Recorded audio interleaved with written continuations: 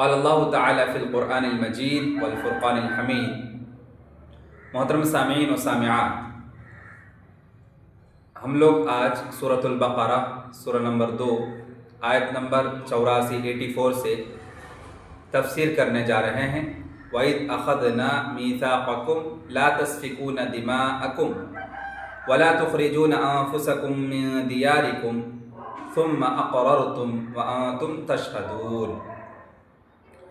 اور اے بنی اسرائیل، یاد کرو جب ہم نے تم سے تورات میں پکا وعدہ لیا تھا کہ تم آپس میں ایک دوسرے کا خون نہیں بہاؤ گے۔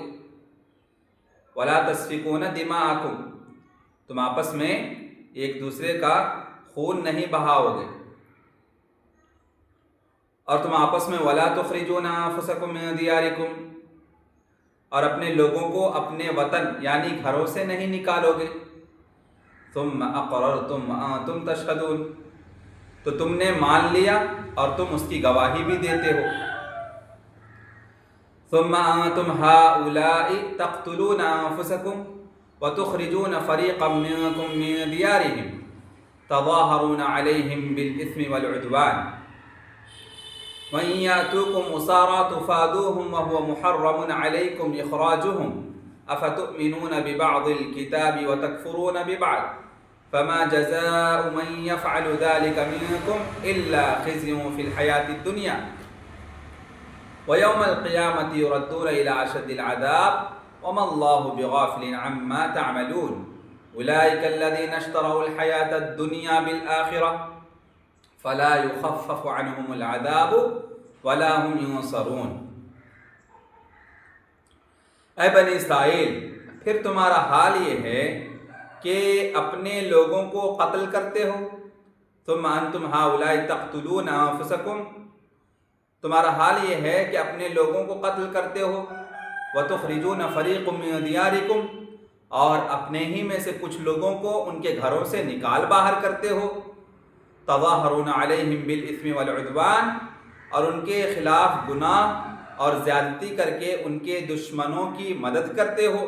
وَإِن يَأْتُوكُمْ أُسَارَىٰ تُفَادُوهُمْ وَهُوَ مُحَرَّمٌ عَلَيْكُمْ إِخْرَاجُهُمْ، اور اگر وہ دشمنوں کے قیدی بن کر آ جائیں تو ان کا فدیہ یعنی بدلہ دے کر انہیں چھڑا لیتے ہو، جبکہ ان کو گھروں سے نکالنا ہی تم پر حرام تھا۔ افتؤمنون ببعض الکتاب وتکفرون ببعض، کیا تم لوگ اللہ کی کتاب کی کچھ باتوں کو مانتے ہو اور کچھ باتوں کا انکار کر دیتے ہو، کچھ باتوں کو نہیں مانتے ہو؟ فما جزاء من يفعل ذلك منكم الا خزي في الحياة الدنيا ويوم القيامة يردون الى اشد العذاب وما الله بغافل عما تعملون۔ پھر تم میں سے جو بھی ایسا کرے گا تو اس کی سزا دنیا کی زندگی میں رسوائی اور بے عزتی ہے۔ من يفعل ذلك منكم الا خزي في الحياة الدنيا، تو جو آدمی ایسا کرے گا اس کے لیے ان کی دنیاوی زندگی میں رسوا کن عذاب ہے، رسوائی ہے، بے عزتی ہے۔ وَيَوْمَ الْقِيَامَةِ يُرَدُّونَ إِلَىٰ أَشَدِّ الْعَذَابِ، اور قیامت کے دن ایسے لوگ سخت ترین بھیانک عذاب میں ڈال دیے جائیں گے۔ وَمَا اللَّهُ بِغَافِلٍ عَمَّا تَعْمَلُونَ، اور یاد رکھو اللہ تمہارے کرتوتوں سے غافل یعنی بے خبر نہیں ہے، اللہ کو سب کچھ معلوم ہے۔ أُولَٰئِكَ الَّذِينَ اشْتَرَوُا الْحَيَاةَ الدُّنْيَا بِالْآخِرَةِ فَلَا يُخَفَّفُ عَنْهُمُ الْعَذَابُ وَلَا هُمْ يُنصَرُونَ۔ اپنے من کے حساب سے چلنے والے یہ لوگ ہیں جنہوں نے آخرت کے بدلے دنیاوی زندگی کو خرید لیا، ان سے قیامت کے دن عذاب کو ہلکا نہیں کیا جائے گا اور ان کی مدد بھی نہیں کی جائے گی۔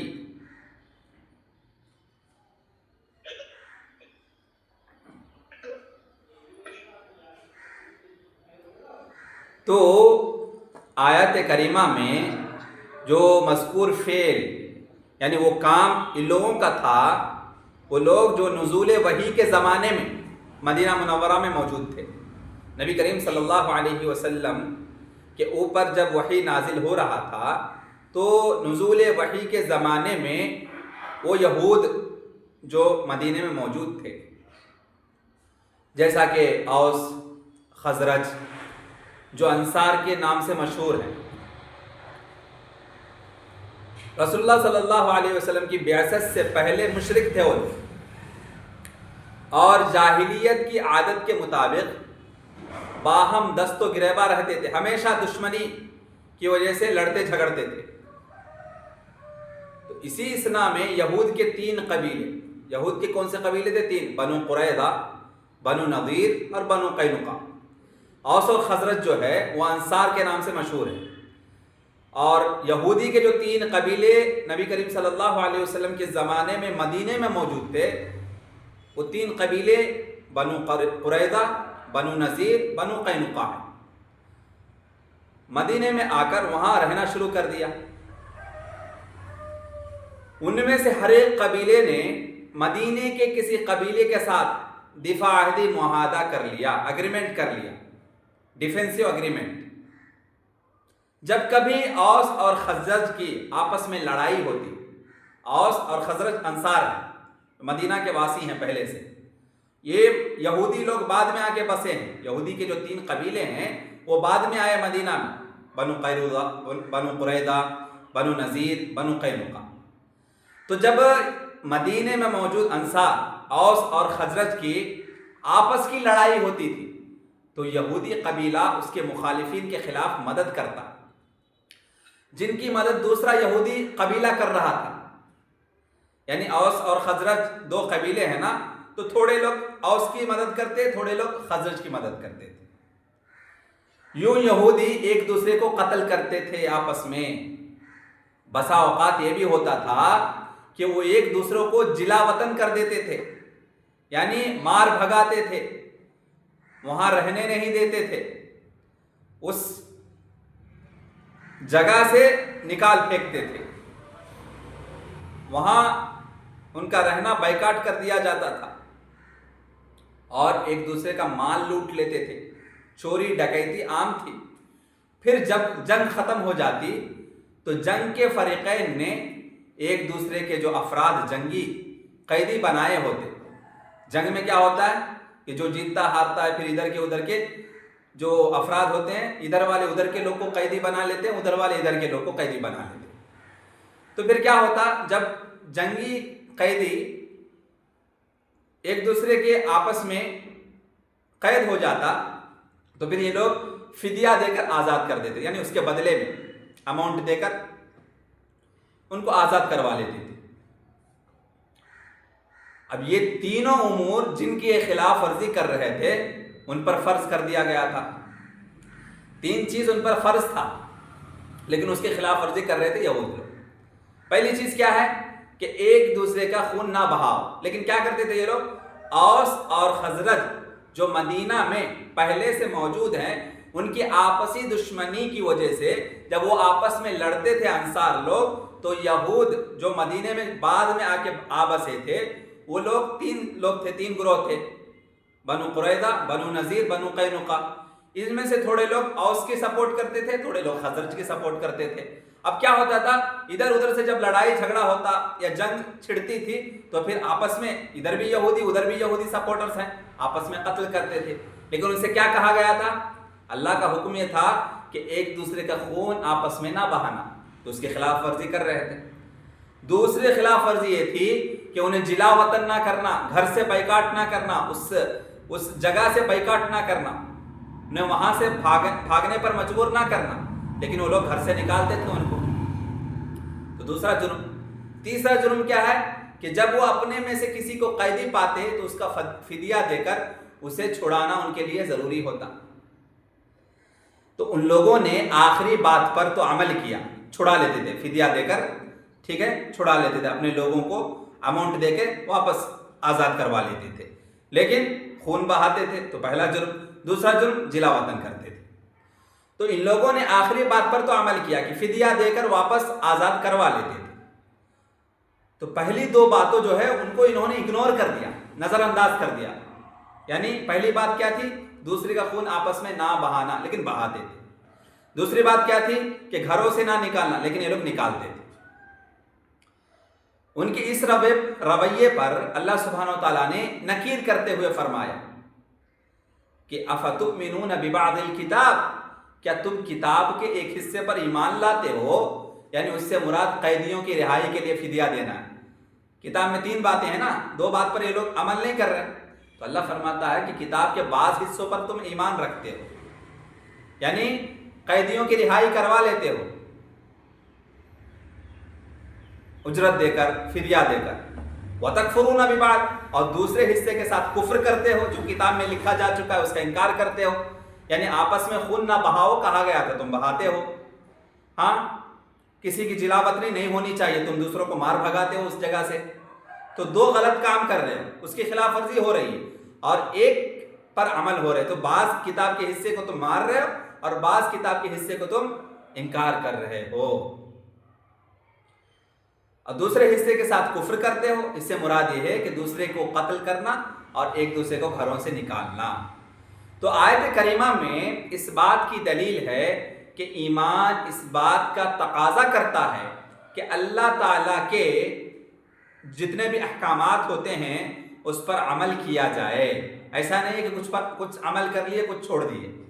ہم لوگ کیا کرتے جی، جو چیز جو شریعت میں ہمارے لیے آسانی ہوتی ہے بہت آسانی سے کر لیتے ہو کام، اور ذرہ بھی اس میں مشکل نظر آیا یا جو ہے ہمیں بیزارگی محسوس ہوئی، چھوڑ دیتے اس کو،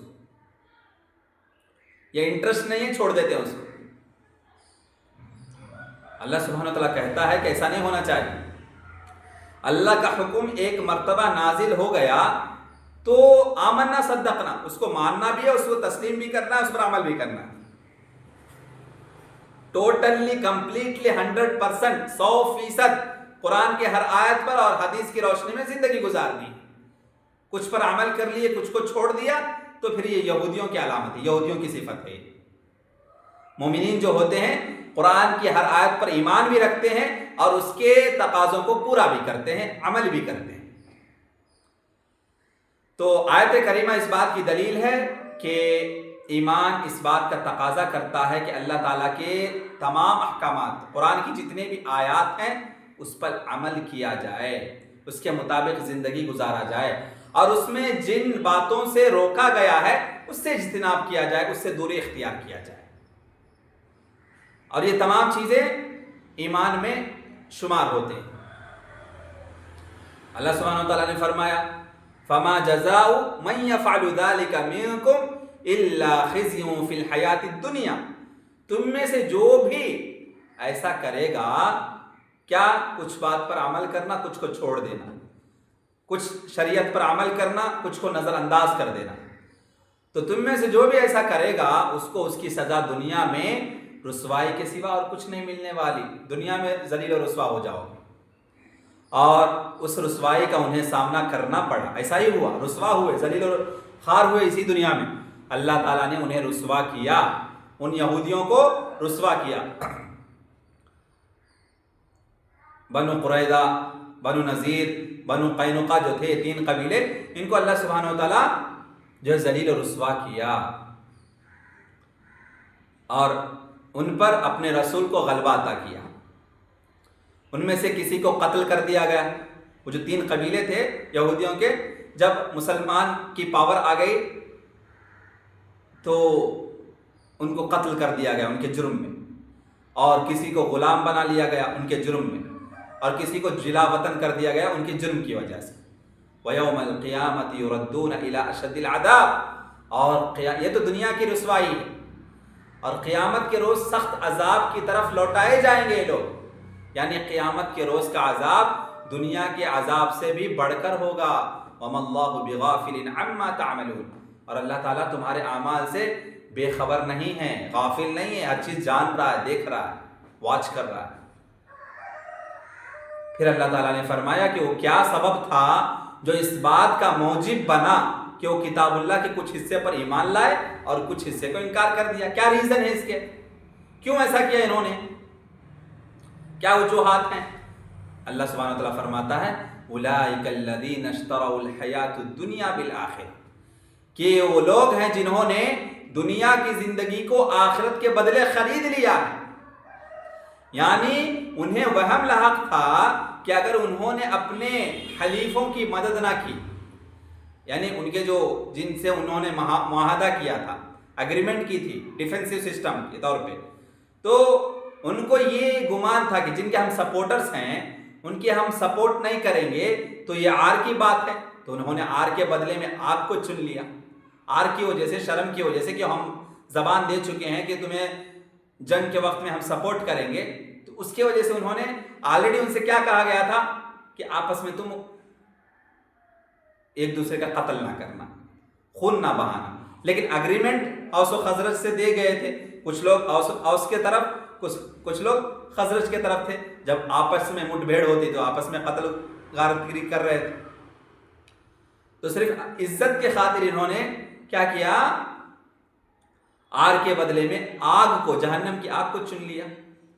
اس لیے اللہ تعالیٰ فرماتے ہیں فَلَا يُخَفَّفُ عَنْهُمُ الْعَذَابُ، تو قیامت کے دن ان سے کوئی عذاب ہلکا نہیں کیا جائے گا. یعنی عذاب کی شدت ہمیشہ رہے گی اور کسی وقت بھی انہیں راحت نصیب نہ ہوگی. وَلَا هُمْ يُنصَرُونَ، اور نہ ان کی مدد کی جائے گی. جب وہ جہنم میں جل رہے ہوں گے، سخت عذاب دی جا رہی ہوگی، تو ان کی کوئی مدد نہ کرے گا، ان کی مدد نہ کی جائے گی اور ان سے وہ عذاب ہٹایا بھی نہیں جائے گا. وَلَقَدْ آتَيْنَا مُوسَى الْكِتَابَ وَقَفَّيْنَا مِن بَعْدِهِ بِالرُّسُلِ وَآتَيْنَا عِيسَى ابْنَ مَرْيَمَ الْبَيِّنَاتِ وَأَيَّدْنَاهُ بِرُوحِ الْقُدُسِ أَفَكُلَّمَا جَاءَكُمْ رَسُولٌ بِمَا لَا تَهْوَىٰ أَنفُسُكُمُ اسْتَكْبَرْتُمْ فَفَرِيقًا كَذَّبْتُمْ وَفَرِيقًا تَقْتُلُونَ. اور بے شک ہم نے موسیٰ علیہ السلام کو کتاب یعنی تورات دی. وَلَقَدْ آتَيْنَا مُوسَى الْكِتَابَ، اور ہم نے یقیناً موسیٰ علیہ السلام کو کتاب دی. وَقَفَّيْنَا مِن بَعْدِهِ بِالرُّسُلِ، اور ان کے بعد ایک کے بعد ایک رسول بھیجے، ان کے بعد رسول پیدر پہ سلسلہ وار آتے رہے. اور ہم نے عیسیٰ علیہ السلام، عیسیٰ ابن مریم کو کھلی نشانیاں دی. وَآتَيْنَا، اور ہم نے عطا کی کھلی نشانیاں. کن کو؟ عیسیٰ ابن مریم، مریم کے بیٹے کو. مریم علیہ السلام کے بیٹے عیسیٰ علیہ السلام کو ہم نے کھلی نشانیاں، واضح نشانیاں عطا کی. وَأَيَّدْنَاهُ بِرُوحِ الْقُدُسِ، اور روح القدس یعنی جبرائیل علیہ السلام کے ذریعے ان کی مدد کی. وَأَيَّدْنَاهُ، یعنی ان کی مدد کی ہم نے بروح القدس، جبرائیل علیہ السلام کے ذریعے. أَفَكُلَّمَا جَاءَكُمْ رَسُولٌ بِمَا لَا تَهْوَىٰ أَنفُسُكُمُ اسْتَكْبَرْتُمْ. اے بنی اسرائیل، جب بھی کوئی رسول ایسا حکم لے کر آئے، أَفَكُلَّمَا جَاءَكُمْ رَسُولٌ بِمَا لَا تَهْوَىٰ أَنفُسُكُمُ اسْتَكْبَرْتُمْ. اے بنی اسرائیل، جب بھی کوئی رسول ایسا حکم لے کر آئے جو تمہاری خواہش کے حساب سے نہیں ہو، لا تہوا انفسکم استکبرتم، تمہاری خواہش کے حساب سے نہیں تھا، جس حکم کو تمہارا دل نہیں مانتا تھا، تو تم نے تکبر کیا، گھمنڈی کی. لا تہوا انفسکم، تمہارا دل نہ چاہتا تھا، تمہارے نفس کے لیے بہت مشکل کام تھا اس پر عمل کرنا. تو کیا کیا تمہوں نے؟ استکبرتم، تمہوں نے گھمنڈی اختیار کی، تکبر اختیار کیا. اور اس کی وجہ سے کیا کیا تم نے؟ فَفَرِيقًا كَذَّبْتُمْ وَفَرِيقًا تَقْتُلُونَ، کچھ نبیوں کو تم نے جھٹلا دیا. کذبتم، کچھ نبیوں کو تم نے جھٹلا دیا. وَفَرِيقًا تَقْتُلُونَ، اور کچھ نبیوں کو تم نے قتل کر دیا.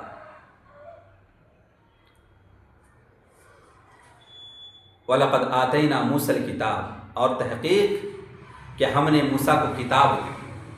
اللہ تعالیٰ نے بنی اسرائیل پر اپنے احسانات کا تذکرہ کرتے ہوئے فرمایا کہ اس نے اپنے کلیم موسیٰ کلیم اللہ علیہ السلام کو انہیں میں مبعوث فرمایا، رسول بنا کر بھیجا، اور ان کو تورات عطا کی، جس کے ذریعے وہ جنت کی طرف ان کی رہنمائی کر رہے تھے. شرک سے ان کو دور رکھنے کی کوشش میں تھے وہ. پھر حضرت موسیٰ علیہ السلام کے بعد انہی کے نسل سے، یعنی بنی اسرائیل کے قوم میں ہی پہ در پہ انبیاء اور رسول مبعوث فرماتے گئے اللہ سبحانہ وتعالیٰ، جو تورات کے مطابق فیصلہ کرتے تھے. یہاں تک کہ بنی اسرائیل کے آخری نبی حضرت عیسیٰ علیہ السلام کو مبعوث فرمایا. اور انہیں واضح نشانیاں عطا کی. انجیل بائبل جو نام ہے، واضح نشانیاں عطا کی جن پر انسان ایمان لے آتا ہے. وَأَيَّدْنَاهُ بِرُوحِ الْقُدُسِ یعنی حضرت عیسیٰ علیہ السلام کو جبرائیل علیہ السلام کے ذریعے تقویت دی، ان کا سپورٹ کیا. اکثر مفسرین کہتے ہیں کہ روح القدس سے مراد یہاں پہ حضرت جبرائیل علیہ السلام ہے.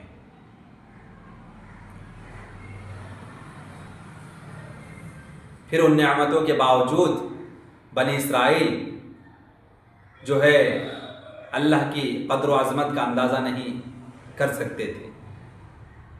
اللہ سبحانہ و تعالیٰ فرماتا ہے بما لا تہویٰ انفسکم استکبرتم، جن کو تمہارا دل نہیں چاہتا تھا تم نے ایمان لانے کے بجائے تکبر کیا. وفریقاً یعنی انبیاء میں سے ایک فریق کو، انبیاء میں سے ایک جماعت کو کذبتم تم نے جھٹلایا، وفریقاً اور انبیاء میں سے کچھ جماعت کو تم نے قتل کر دیا. پس تم نے خواہشات نفس کو ہدایت پر مقدم رکھا، نفسانی خواہشات کی پریارٹی دی، دین کو چھوڑ دیا. جو منچاہی زندگی ہے اس کے مطابق زندگی گزاری.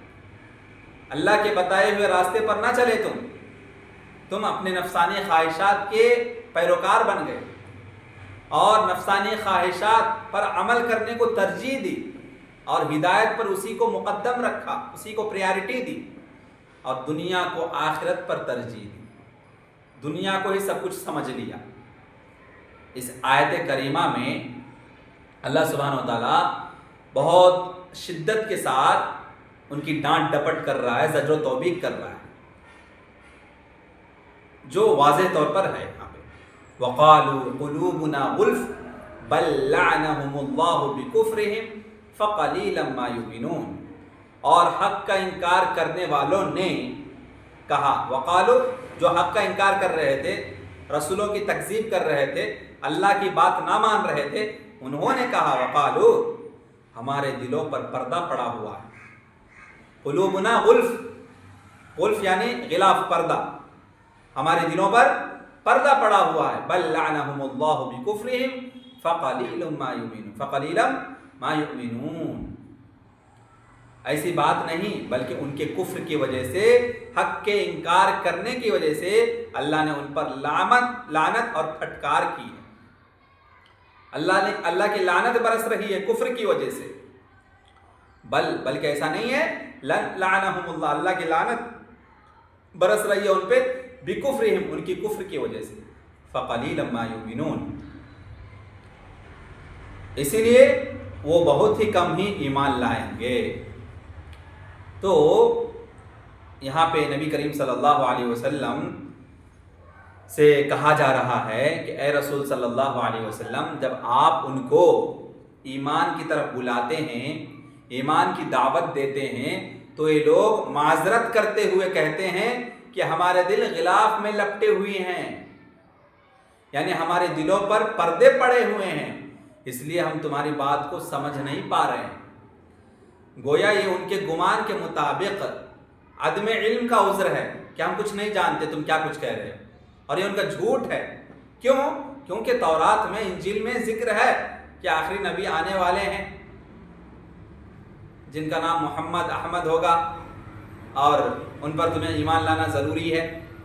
پھر بھی وہ جو ہے اپنے آپ کو جاہل ثابت کر رہے ہیں، عدم علم کا عذر ثابت کر رہے ہیں، اور یہ ان کا جھوٹ ہے. اس وجہ سے کہ اللہ تعالیٰ نے فرمایا، اسی وجہ سے اللہ سبحانہ وتعالیٰ فرماتا ہے بل لعنہم اللہ بکفرہم، اللہ تعالیٰ کی لعنت برس رہی ہے ان پر ان کے کفر کی وجہ سے، یعنی وہ اپنے کفر کے سبب سے ملعون ہے، دھتکارے ہوئے، اس لیے ان میں سے بہت ہی کم لوگ ایمان لائیں گے.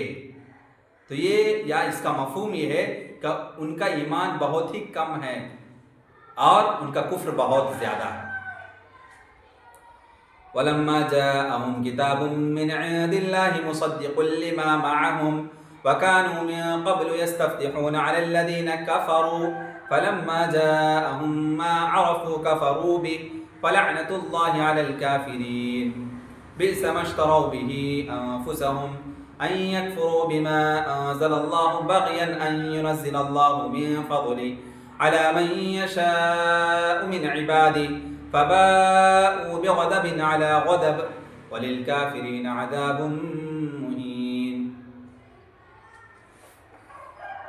اور جب حق کا انکار کرنے والوں کے پاس اللہ کی طرف سے وہ کتاب آ گئی، یعنی قرآن آ گیا، فلما جاءہم کتاب من عند اللہ مصدق لما معہم، اور جب حق کا انکار کرنے والوں کے پاس اللہ کی طرف سے وہ کتاب آ گئی، یعنی قرآن آ گیا جو کتاب اس تورات کو سچا مانتی ہے، مصدق لما معہم، جو ان کے پاس جو کتاب تورات ہے اس کو سچا مانتی ہے، پہلے سے ان یہودیوں کے پاس جو موجود ہے، تو یہودی لوگ قرآن کا انکار کر بیٹھے، جبکہ اس سے پہلے یہ یہودی لوگ کافروں سے مقابلہ کے لیے آنے والے نبی کے ذریعے سے فتح اور جیت کی دعائیں مانگا کرتے تھے کہ ہمارے نسل سے ایک نبی آنے والے ہیں، تم پر ہماری فتح یابی اور ہماری نصرت و کامرانی ہمیں حاصل ہونے والی ہے، ہم جیتنے والے ہیں۔ اس طریقے سے خوشخبری اپنے آپ میں خوشخبری سناتے تھے وہ لوگ۔ تو جب کافروں سے آپس میں ان کی منڈبھیڑ ہوتی تھی، کبھی جنگ ہوتی تھی، تو وہ لوگ جو ہے کافروں سے کہتے تھے کہ آخری نبی آنے والے ہیں اور ہماری جیت ہونے والی ہے، اور اس کے لیے وہ لوگ دعا بھی مانگا کرتے تھے۔ تو جب ان کے پاس قرآن آ گیا، نبی کریم صلی اللہ علیہ وسلم فلما جاءہم ما عرفوا کفروا بہ، پس جب ان کے پاس قرآن آ گیا، یعنی نبی کریم صلی اللہ علیہ وسلم آ گئے جن کو ان لوگوں نے پہچان بھی لیا تھا، ما عرفوا، جن کو ان لوگوں نے پہچان بھی لیا تھا، کفروا بہ، تو ان کا انکار کر دیا۔ فلعنۃ اللہ علی الکافرین، حق کا انکار کرنے والوں پر اللہ کی لعنت اور پھٹکار برستی رہتی ہے۔ بئس ما اشتروا بہ ثمنا، بئس ما اشتروا بہ انفسهم ان یکفروا بما انزل اللہ، بہت ہی بری چیز ہے جس کے بدلے ان یہودیوں نے اپنے آپ کو بیچ ڈالا ہے، اور وہ بہت بری چیز ہے کہ وہ صرف اس ضد اور حسد کی وجہ سے اللہ کی اتاری ہوئی شریعت ہدایت کو قبول کرنے سے انکار کر دیا کہ اللہ اپنا فضل، اپنی وحی اپنے بندوں میں سے جس پر چاہتا ہے کیوں اتارتا ہے، ایسا انہوں نے سوال کیا۔ اب یہ لوگ غضب پر غضب، غصے پر غصے لے کر لوٹے، اور کفر کرنے والے یعنی حق کا انکار کرنے والوں کے لیے رسوا کن ذلیل کرنے والا عذاب ہے۔ تو دیکھو جی، یہودی لوگ حسد اور نسلی تعصب کی وجہ سے، حسد کی وجہ سے اور نسلی خاندانی تعصب کی وجہ سے نبی کریم صلی اللہ علیہ وسلم پر ایمان لانے سے انکار گئے۔ ان کا کہنا تھا کہ آخری نبی ان کی قوم سے کیوں نہیں آیا، یعنی اسحاق، بنو اسحاق سے کیوں پیدا نہ ہوئے، بنو اسماعیل سے کیوں پیدا ہو گئے۔ وہ آخری نبی، ان کی ارمان، ان کی دلی تمنا یہ تھی کہ آخری نبی بھی بنی اسرائیل کے قوم سے آئے گی، اسحاق علیہ السلام کی نسل سے آئے گی، اس لیے اس کی تمنا کرتے تھے اور آرزو کرتے تھے، اور کافروں کو ڈراتے تھے کہ ہمارے نسل سے آخری نبی آنے والے ہیں، اس کے بعد ہماری فتح ہونے والی ہے، ہماری کامیابی حاصل ہونے والی ہے ہمیں، اور اس کے لیے دعائیں بھی کرتے تھے۔ لیکن جیسے ہی ان کو پتا چلا کہ آخری نبی بنو اسحاق سے نہیں بنو اسماعیل سے ہے، تو انکار کر دیا، خاندانی عصبیت کی وجہ سے، نسلی تعصب کی وجہ سے نبی کریم صلی اللہ علیہ وسلم پر ایمان لانے سے انکار کر گئے۔ ان کا کہنا تھا کہ آخری نبی ان کی قوم سے کیوں نہیں آیا، بنو اسحاق سے کیوں نہیں آیا، بنو اسرائیل سے کیوں نہیں آیا، بنو اسماعیل سے کیسے آ گیا، اور ان پڑھ اور گئی گزری قوم عرب سے کیوں آیا ہے۔ اس لیے وہ لوگ نبی کریم صلی اللہ علیہ وسلم کو جانتے بوجھتے بھی ان پر ایمان نہیں لائے۔ آج بھی لوگ حسد اور نسلی تعصب کی وجہ سے حق قبول نہیں کرتے ہیں۔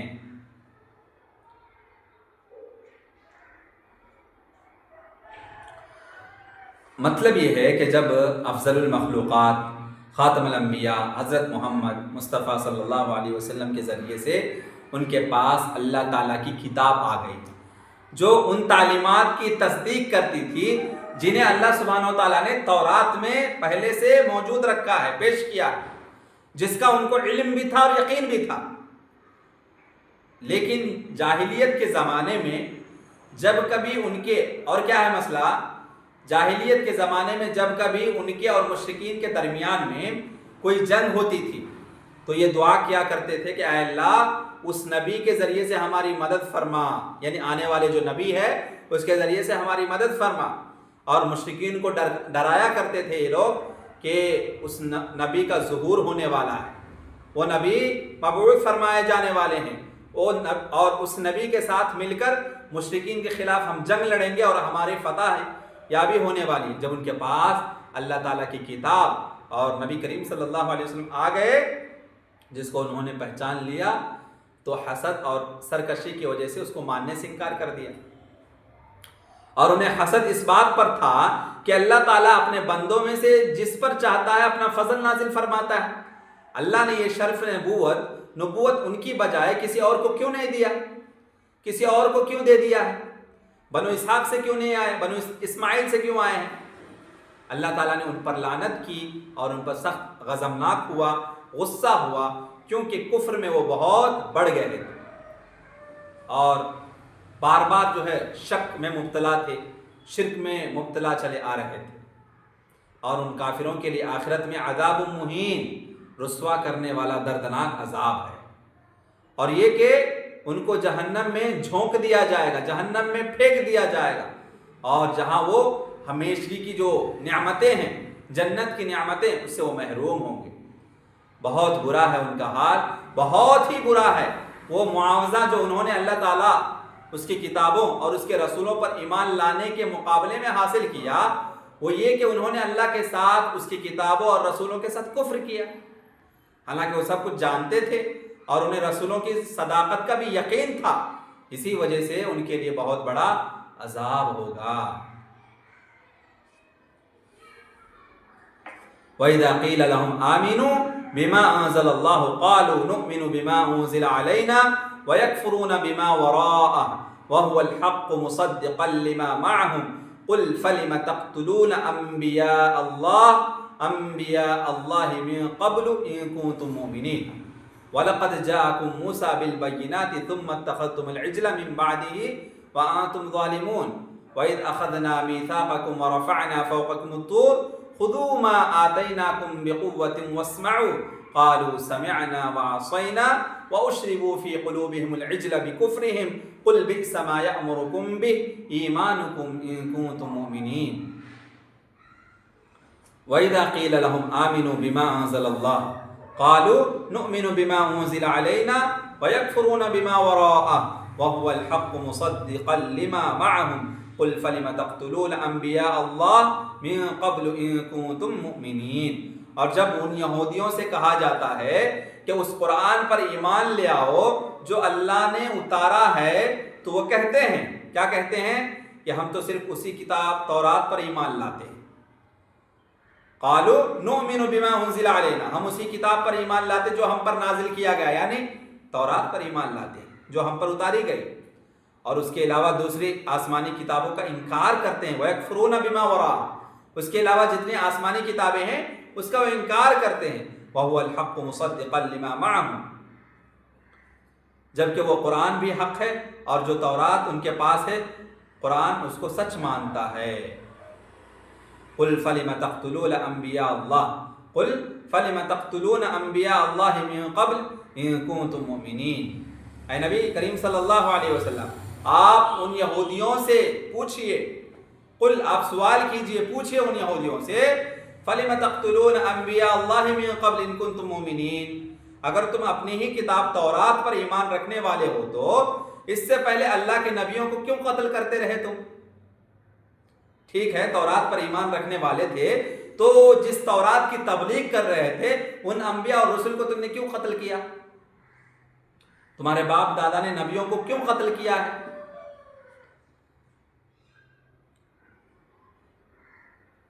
وَلَقَدْ جَاءَكُم مُوسَىٰ بِالْبَيِّنَاتِ ثُمَّ اتَّخَذْتُمُ الْعِجْلَ مِن بَعْدِهِ وَأَنتُمْ ظَالِمُونَ، اور اے بنی اسرائیل تمہارے پاس موسیٰ علیہ السلام کھلی نشانیاں لے کر آئے، تورات لے کر آئے، پھر تم نے ان کے پیٹھ پیچھے بچڑے گائے کے بچے کو معبود بنا لیا۔ وَلَقَدْ جَاءَكُم مُوسَىٰ بِالْبَيِّنَاتِ، جب موسیٰ علیہ السلام تمہارے پاس تورات لے کر آئے، ثُمَّ اتَّخَذْتُمُ الْعِجْلَ مِن بَعْدِهِ، ان کے پیٹھ کے پیچھے تم نے کیا کیا؟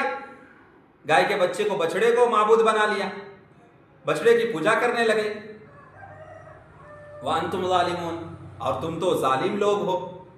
کھلی نشانیاں جیسے لاٹھی ہے، ہاں، ید بیضا سفید ہاتھ، ٹھیک ہے، چٹان سے 12 چشموں کا نکلنا، جنگل میں من و سلوا کا اترنا، سمندر میں راستے بن جانا، فرعون کا سمندر میں ڈبو دیا جانا اور ان کی مدد کرنا، یہ ساری چیزیں کیا ہیں؟ کھلی نشانیاں ہیں، واضح نشانیاں ہیں کہ نبی موسیٰ رسول ہیں اور ان کی اتباع کرنی چاہیے، لیکن انہوں نے انکار کر دیا اس کا، وہ لوگ ظالم لوگ تھے۔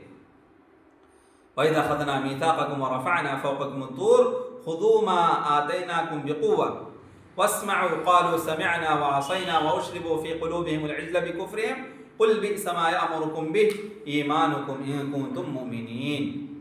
اور اے بنی اسرائیل یاد کرو جب ہم نے تم سے پکا وعدہ لیا تھا، وَإِذَا أَخَذْنَا مِيثَاقَكُمْ، ہم نے تم سے پکا وعدہ لیا تھا، کیا لیا تھا؟ وَرَفَعْنَا فَوْقَكُمُ الطُّورَ، اور اس کے بعد طور پہاڑ کو تمہارے اوپر اٹھا دیا تھا، طور پہاڑ کو تمہارے اوپر اٹھا دیا تھا۔ خُذُوا مَا آتَيْنَاكُمْ بِقُوَّةٍ وَاسْمَعُوا، اور کہا کہ جو ہم نے تمہیں دیا ہے اسے پوری طاقت کے ساتھ تھام لو اور سنو۔ قَالُوا سَمِعْنَا وَعَصَيْنَا، تو تم کہنے لگے، تمہارے باپ دادا، تمہارے اسلاف کہنے لگے، تمہارے باپ دادا اور تمہارے جو اسلاف ہے وہ کہنے لگے ہم نے سن تو لیا اور دل میں کہا ہم نہیں مانتے۔ تم نے کہا سمعنا، ہم تو سنتے لیا ہے، لیکن کیا کیا تم لوگوں نے؟ دل میں کہا کہ ہم نہیں مانتے۔ ان کے اسی کفر کی وجہ سے وَأُشْرِبُوا فِي قُلُوبِهِمُ الْعِجْلَ بِكُفْرِهِمْ، ان کے اسی کفر کی وجہ سے، اسی انکار کی وجہ سے بچھڑے کی محبت ان کے دلوں میں ڈال دی گئی۔ بچھڑے کی محبت، گائے کی پوجا پاٹ کرنا، اس میں دلچسپی، اس کی محبت ان کے دلوں میں ڈال دی گئی کفر کی وجہ سے۔ گائے کے بچے کی پوجا کرنے کی محبت ان کے دل میں بٹھا دی گئی۔ آپ صلی اللہ علیہ وسلم ان یہودیوں سے کہہ دیجئے اگر تم ایمان والے ہو تو تمہارا یہ ایمان تمہیں بڑی بری باتوں کا حکم دیتا ہے۔ اگر تم ایمان والے ہو تو تمہارا یہ ایمان تمہیں بڑی بری باتوں کا حکم دیتا ہے۔ ایسا کیسے ہو سکتا ہے؟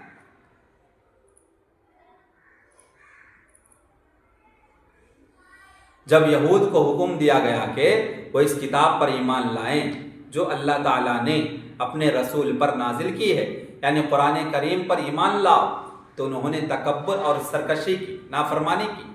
قالوا نؤمن بما انزل علینا ویکفرون بما وراء، یعنی وہ تورات کے سوا تمام کتابوں کا انکار کرتے رہے۔ انہوں نے کہا کہ ہم صرف اسی کتاب پر ایمان لائیں گے جو ہم پر نازل کی گئی ہے، باقی ہمیں اس سے کوئی واسطہ نہیں۔ حالانکہ ان پر فرض تھا کہ وہ اللہ تعالیٰ کی طرف سے نازل کردہ تمام کتابوں پر علی الاطلاق ایمان لائیں، خواہ یہ کتاب بنی اسرائیل کے نبیوں پر نازل کی گئی ہو یا ان کے علاوہ کسی اور نبی پر نازل کی گئی ہو، اور یہی ایمان کا تقاضا ہے، اور وہ ایمان ہے جو فائدہ مند ہے۔ یعنی ان تمام کتابوں پر ایمان جو تمام انبیاء کرام علیہم السلام پر نازل کی گئی اس پر ایمان لانا تھا، لیکن انہوں نے ایسا نہیں کیا۔ رہا اللہ تعالیٰ کے رسولوں اور اس کی نازل کردہ کتابوں کے درمیان تفریق کرنا، تو اپنے گمان کے مطابق کسی پر ایمان لانا اور کسی کا انکار کر دینا، یہ تو ایمان نہیں ہے بلکہ یہ تو کفر ہے، واضح کفر ہے یہ کہ کچھ کتاب پر ایمان لاتے ہو کچھ کو چھوڑ دیتے ہو، بلکہ تمام آسمانی کتابیں، جتنے بھی مقدس کتابیں ہیں جس کو اللہ تعالیٰ نے اپنے نبیوں پر رسولوں پر نازل کیا اس پر ایمان لانا ضروری ہے۔ ان الذين يكفرون بالله ورسله ويريدون ان يفرقوا بين الله ورسله ويقولون نؤمن ببعض ونكفر ببعض ويريدون ان يتخذوا بين ذلك سبيلا اولئك هم الكافرون حقا۔ سورہ نساء آیت نمبر 150-151۔ وہ لوگ جو اللہ اور اس کے رسولوں سے کفر کرتے ہیں اور وہ اللہ اور اس کے رسولوں کے درمیان فرق کرنا چاہتے ہیں، ڈفرینس کرنا چاہتے ہیں، اور کہتے ہیں کہ ہم بعض کو مانتے ہیں اور بعض کا انکار کرتے ہیں، تو وہ اس کے مابین یعنی ایمان اور کفر کے درمیان ایک راہ نکالنا چاہتے ہیں، اور یہ کفر کا راستہ ہے۔ یقیناً یہی کافر ہیں یہ لوگ۔ اس لیے اللہ تعالیٰ نے یہاں ان کو شافی جواب دیا ہے، ان کو ایک ایسی الزامی دلیل دی ہے جس سے ان کو کوئی یعنی چھٹکارا نہیں ہے۔ اللہ تعالیٰ نے ان کے انکار قرآن کا دو پہلو سے رد کیا۔ پہلی چیز وَهُوَ الْحَقِّ، اور وہ قرآن حق ہے۔ پس جب یہ قرآن اوامر، احکامات اور نواہی، جتنے بھی اجتناب کرنے کی چیزیں ہیں، حرام کردہ چیزیں، اور اخبار یعنی فیوچر میں کیا کچھ ہونے والے ہیں، غیب کی باتیں بتاتا ہے، وہ سراسر حق پر مشتمل ہے۔ کسی قسم کی اس میں ریب کی گنجائش نہیں، شک کی کوئی گنجائش نہیں، اور یہ حق ان کے رب کی طرف سے نازل شدہ ہے۔ لہذا یہ معلوم ہو جانے کے بعد اس کا انکار کرنا در حقیقت اللہ تعالیٰ کا انکار کرنا ہوا، اور اس حق کا انکار کرنا ہے جو اللہ تعالیٰ نے نازل فرمایا ہے۔ اور دوسرا پہلو قرآن کے انکار کرنے کا مصدقا لما معہم، ان کی موجودہ کتاب کی تصدیق کرتا ہے۔ تورات کے کئی تعلیمات اس میں موجود ہیں، تورات کے کئی شرعی تعلیمات اس میں موجود ہیں، یعنی یہ ہر اس چیز کے موافق اور محافظ ہے جس پر حق دلالت کرتا ہے۔ تو بس تم اس کتاب پر کیوں ایمان لاتے ہو جو تم پر نازل کی گئی، جبکہ اس جیسی دوسری کتاب کا انکار کیوں کرتے ہو؟ اور کیا یہ تعصب نہیں ہے؟ کیا یہ پارشیالٹی نہیں ہے؟ پارشیالٹی دکھانا ہوا نا، تو یہ پارشیالٹی کیوں دکھا رہے ہو؟ تعصب کی بات کیوں کر رہے ہو؟ کیا ہدایت کی پیروی کی بجائے نفسانی خواہشات کی پیروی نہیں کر رہے تم؟ اللہ سوال کرتا ہے۔ تو قرآن کا ان کتابوں کی تصدیق کرنا جو ان پر نازل کی گئی ہیں، اس بات کا تقاضا کرتا ہے کہ قرآن ان کے لیے اس بات کی دلیل ہو کہ ان کے پاس جو کتابیں ہیں وہ سچی ہیں۔ اس اعتبار سے وہ کتابوں کا اس بات بھی قرآن کے بغیر نہیں کر سکتے۔ جب وہ قرآن کا انکار کر دیتے ہیں تو ان کی حالت اس مدعی کی جیسی ہو جاتی ہے جس کے پاس اپنے دعوے کو ثابت کرنے کے لیے ایسی دلیل اور حجت بھی ہے جو اس بات دعویٰ کی واحد دلیل ہے۔ اس دلیل کے بغیر اس کا دعویٰ ثابت نہیں ہو سکتا، لیکن پھر وہ خود ہی اپنی دلیل میں جرح و قدح کرتے ہیں اور اس کو جھٹلا دیتے ہیں۔ کیا یہ پاگل پن اور حماقت نہیں ہے کہ وہ دلیل خود ان کے پاس موجود ہے کہ آخری نبی محمد صلی اللہ علیہ وسلم آنے والے ہیں، خود بائبل میں موجود ہے، تورات میں موجود ہے کہ آخری نبی کہاں پیدا ہوں گے، ان کا نام کیا ہوگا، ان کا نسل کیا ہوگا، سب کچھ جانتے پھر بھی جھٹلا رہے ہیں۔ تو یہ حماقت ہے، بیوقوفی ہے، پاگل پن ہے۔ تو واضح ہوا کہ ان کا قرآن کا انکار کرنا اور حقیقت ان کتابوں کا انکار ہے جو ان کی طرف نازل کی گئی۔ کیوں؟ یہ نبی کے بارے میں، آخری کتاب کے بارے میں ان کی کتابوں میں ذکر ہے کہ وہ کہاں پیدا ہوں گے، ان کا نام کیا ہوگا، ساری باتیں آلریڈی یہود کے پاس اور نصارہ کے پاس، اہلی کتاب کے پاس موجود تھی، پھر بھی وہ صرف تعصب کی وجہ سے، صرف پارشیالٹی دکھا رہے تھے کہ ہمارے خاندان سے، ہمارے نسل سے کیوں آخری نبی نہ پیدا ہوا، جس کی وجہ سے وہ انکار کر رہے تھے حق کا۔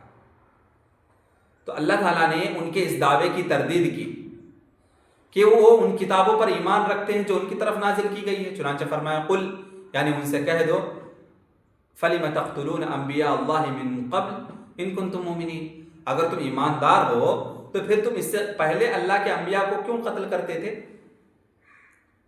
وَلَقَدْ جَاءَكُم مُوسَىٰ بِالْبَيِّنَاتِ، یعنی تمہارے پاس موسیٰ علیہ السلام کو بیان کرنے والے واضح دلائل لے کر آئے تھے وہ۔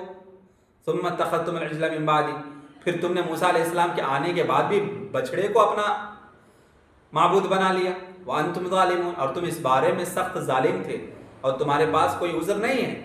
وَإِذْ أَخَذْنَا مِيثَاقَكُمْ وَرَفَعْنَا فَوْقَكُمُ الطُّورَ خُذُوا مَا آتَيْنَاكُمْ بِقُوَّةٍ وَاسْمَعُوا، اور جب ہم نے تم سے وعدہ لیا اور تم پر طور پہاڑ کو بلند کیا، کھڑا کیا کہ ہماری دی ہوئی چیز کو مضبوطی سے تھامو اور سنو، یعنی اس کو قبول کرنے اور اس کی اطاعت کرنے، اس کی آواز پر لبیک کہنے کے لیے سنو۔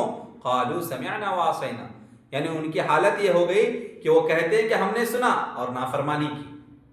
انہوں نے کہا کہ ہم نے سنا، لیکن انہوں نے کیا کی؟ نافرمانی کی۔